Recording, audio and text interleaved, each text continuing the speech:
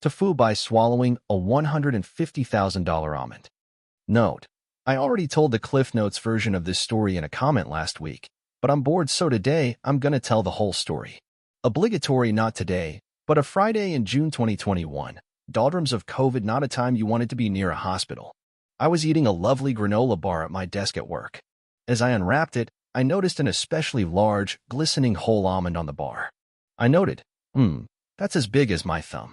Eating while typing, my mouth got distracted. Suddenly, that giant almond had slipped unchid to the back of my throat, and I thoughtlessly swallowed. I had no idea the gravity of what I had done. I mean, everybody knows that nut pieces can end up undigested, but I had never swallowed a nut so large, not by a long shot. I awoke Saturday morning feeling funny. I had a very small pain just under my stomach area, but no worries yet. I proceeded to drink 2 big coffees and eat my cereal as normal. This was another mistake. After an hour or so, I was rocked with pain and unbelievable pressure in that spot just below my stomach. Soon I began vomiting, rolling in pain and strained vomiting. Then I remembered the almond.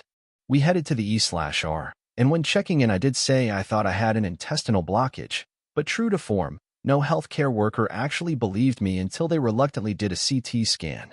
My small intestine was not just blocked, it had started telescoping upon itself, which risks cutting off blood flow to the organ. I was quickly taken quite seriously and was whisked back to a surgery prep area. The next thing I knew, I was in a room with a soft-spoken nurse who was telling me they have to place a gastric tube before my surgery. I was in no condition to really appreciate what that meant, and just then a bull of a nurse entered the room.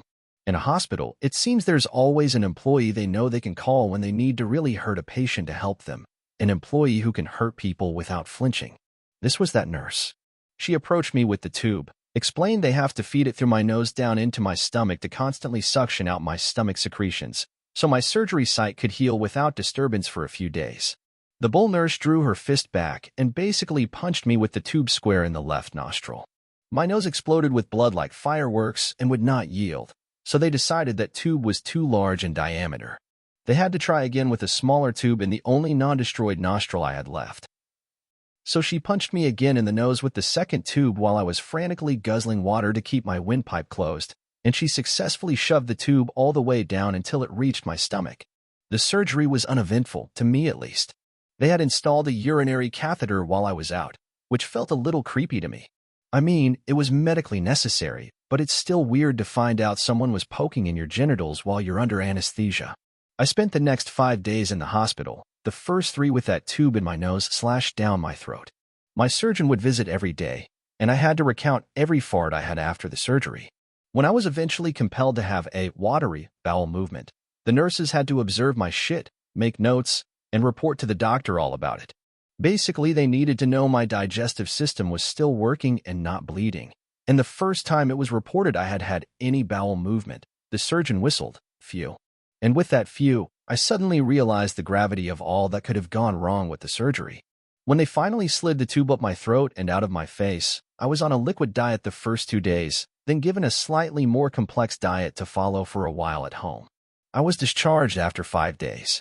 But it wasn't over. 2 days home, I was chilling on the couch with some Jell-O in my surgical dressing and abdominal binder, when my incision exploded with about a half pint of sticky brown liquid. Scentless, thank God. My clothes soaked in disgustingness, we rushed back to the hospital, and I was given 4 antibiotics for the infection. And another night in the hospital for observation.